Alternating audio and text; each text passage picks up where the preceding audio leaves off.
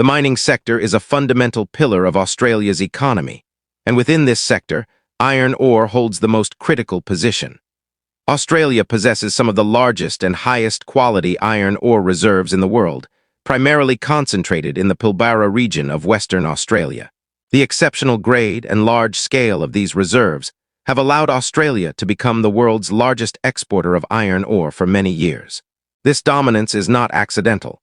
It is the result of geological advantages, advanced mining technology, efficient logistics, and long-term trade relationships with major industrial economies. Countries such as China, Japan, and South Korea rely heavily on Australian iron ore to sustain their steel production industries, which are essential for construction, manufacturing, shipbuilding, and infrastructure development. Iron ore is the backbone of steelmaking, and steel remains one of the most widely used materials in the global economy. As a result, demand for iron ore is directly linked to global industrial activity. Australia's position as a reliable supplier has made it a strategic partner for many nations. China, in particular, is Australia's largest customer, importing vast quantities of iron ore to fuel its massive construction and manufacturing sectors. Japan and South Korea, despite having limited natural resources of their own, depend on stable iron ore imports to support their advanced industrial economies. This sustained international demand ensures that iron ore exports remain one of Australia's most valuable sources of income.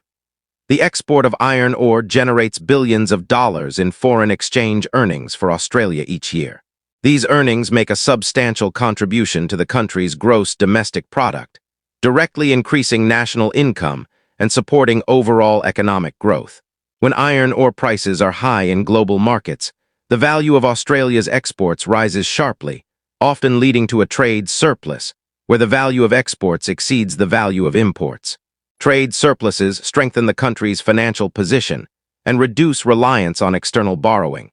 This export income also flows into government finances through company taxes, royalties, and other levies paid by mining corporations, significantly boosting public revenue. Government budgets benefit directly from a strong mining sector. During periods of high iron ore prices, both federal and state governments often experience increased revenues, which can result in budget surpluses. These additional funds allow governments to invest in public infrastructure, healthcare, education, and social welfare programs without increasing debt. Mining royalties are particularly important for resource-rich states like Western Australia, where they form a major share of state government income. This revenue helps fund regional development projects, transport networks, and essential services that support both mining communities and the broader population. Iron ore also plays a key role in maintaining Australia's currency stability. The Australian dollar is frequently described as a commodity currency because its value is closely linked to global commodity prices, especially iron ore.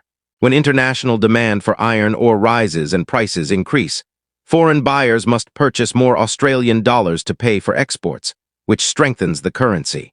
A stronger currency can help control inflation by reducing the cost of imported goods. Conversely, when iron ore prices fall due to weaker global demand, export revenues decline, and the Australian dollar often comes under downward pressure. This close relationship means that movements in iron ore prices are closely watched by investors, economists, and policymakers as indicators of Australia's economic direction. Beyond exports and government revenue, the mining sector has a significant impact on employment. Large-scale mining operations create thousands of direct jobs, including roles for engineers, geologists, machine operators, technicians, and support staff. In addition to direct employment, mining generates extensive indirect employment through supply chains that include equipment manufacturing, transportation, maintenance services, and professional services. Many of these jobs are located in remote and regional areas, where alternative employment opportunities are limited. As a result, mining plays a crucial role in sustaining local economies and supporting livelihoods in parts of Australia that would otherwise struggle to attract investment. Infrastructure development is another major economic benefit driven by the mining sector. To support iron ore extraction and exports, extensive infrastructure is required, including roads, railways, ports, power supply systems, and water management facilities. Mining companies invest heavily in building and maintaining this infrastructure, which often delivers long-term benefits beyond the life of individual projects. Rail lines and ports developed for iron ore exports, for example, can later support other industries, reduce transportation costs, and improve connectivity between regions. This infrastructure development contributes to broader economic efficiency and national productivity. Regional growth is closely tied to mining activity. Towns and cities near major mining operations often experience population growth, higher income levels, and improved living standards. Increased economic activity supports local businesses, housing development, and community services.